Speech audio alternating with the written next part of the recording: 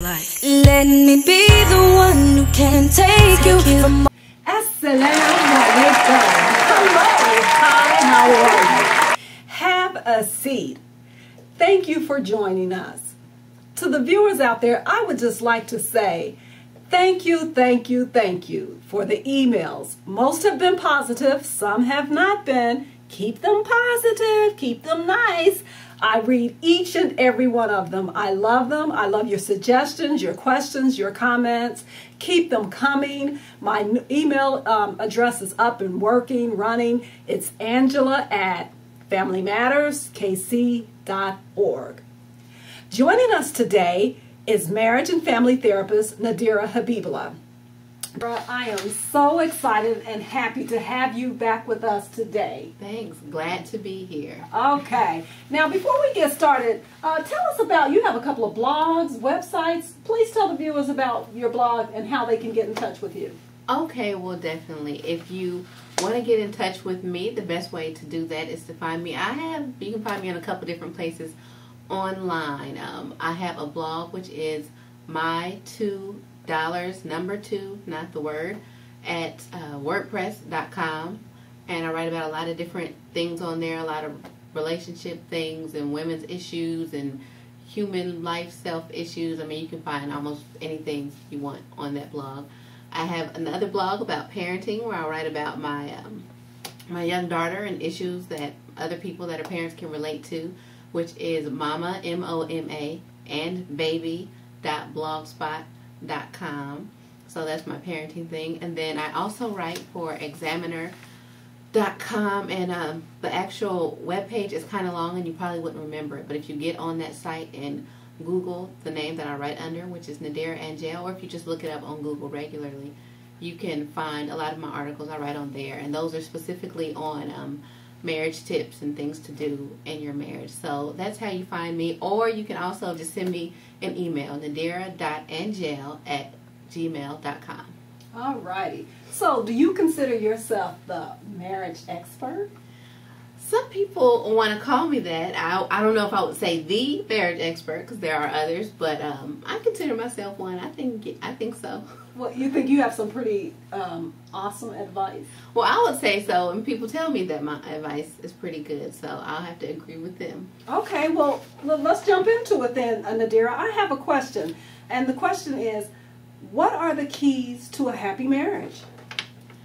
Well, there are a lot of different keys to a happy marriage. I would definitely say patience. You have to be patient with yourself and with the other person. I say with yourself because everyone knows, okay, you have to be patient with this other person because you all are going to get into different things, but you also have to be patient with yourself because you discover a lot of things about yourself when you get married, and you may not always like all of them.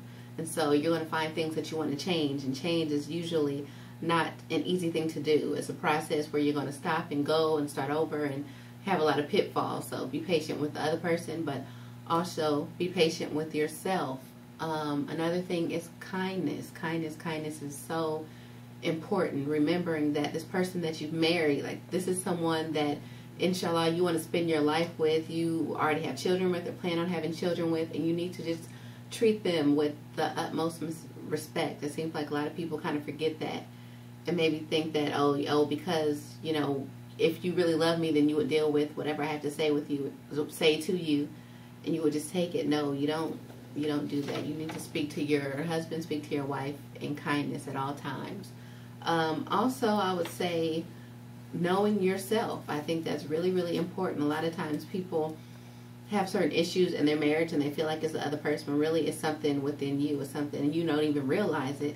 It's in your subconscious, but it could be something from your growing up, your childhood, your whatever. But a lot of the things that bother you the most about the other person reflect back on you, and people don't even know it. So just being more aware, self-aware, is definitely the key to being really happy in your marriage.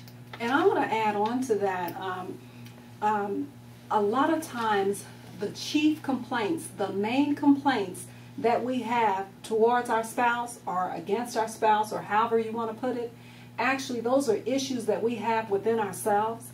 And it takes a lot to say, well, wait a minute, wow, I'm always pointing the finger saying he or her, it's she.